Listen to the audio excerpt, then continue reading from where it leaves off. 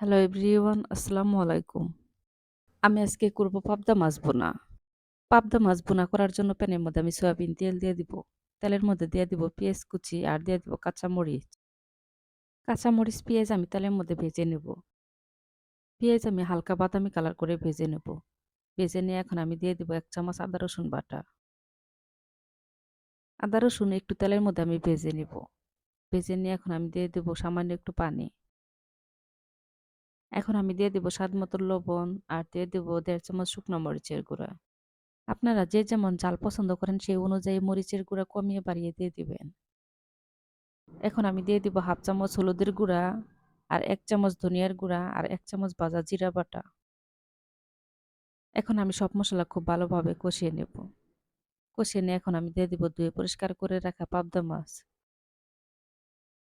সবকটা পাবদা মাছ এখন আমি মসলার মধ্যে দিয়ে দিব। দিয়ে মসলার সাথে খুব ভালোভাবে মিশিয়ে নেব। আর এই পাবদা মাছগুলা তো একদম পাতলা, আর বেশি নাড়াচাড়াও করা যাবে না, তাহলে ভেঙে যাবে।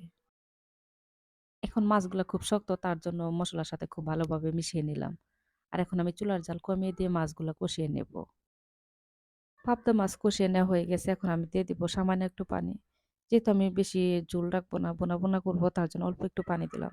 দিয়ে এখন আমি ঢাকনা দিয়ে ঢেকে তরকারি রান্না করে নেব। কিছু সময় পর ঢাকনা উঠে আমি পাঁচফোড়নের গুঁড়া দিয়ে দিলাম। পাঁচফোড়ন ভেজে আমি গুঁড়া করে নিয়েছি। যারা পছন্দ করেন না তারা স্কিপ করতে পারেন। আমার রান্না হয়ে গেছে, এখন আমি নামিয়ে ফেলবো। সবাই ভালো থাকবেন। আল্লাহ হাফেজ।